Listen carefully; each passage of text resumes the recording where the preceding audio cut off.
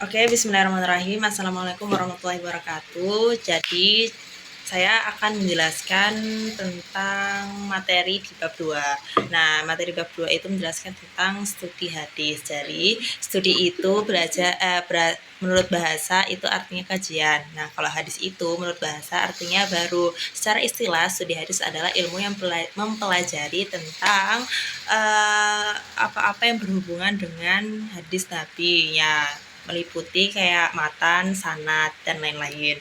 Nah, fungsi hadis itu ada 4. Yang pertama sebagai penjelas, habis itu yang kedua sebagai pedoman hidup bagi umat Islam sepanjang zaman.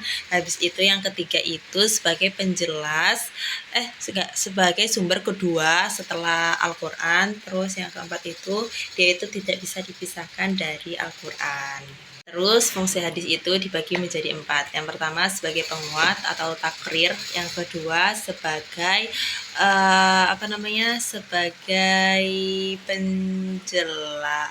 sebagai penguat, terus sebagai penjelas atau tafsir, habis itu sebagai pembatas, yang ketiga sebagai pembatas atau taksis, terus yang keempat itu sebagai penetap hukum atau tasyri.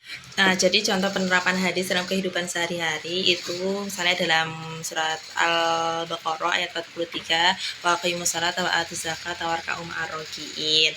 Nah, habis itu yang dijelaskan di hadis ittaqun nara bitsikin walau tamratin. Jadi kesimpulannya itu adalah hadis ini memiliki kedudukan sebagai sumber kedua setelah Al-Qur'an. Nah, tugasnya itu kayak menjelaskan, merinci, menetapkan hukum yang tidak ada di dalam Al-Qur'an.